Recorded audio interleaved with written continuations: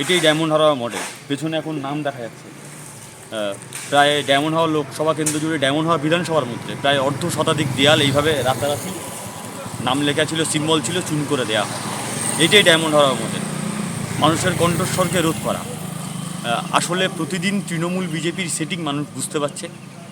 অসংখ্য মানুষ আমাদের দিকে জয়েন করছে, সেজন্য একটা শূন্য পাওয়া দলকে ওরা ভয় পায়।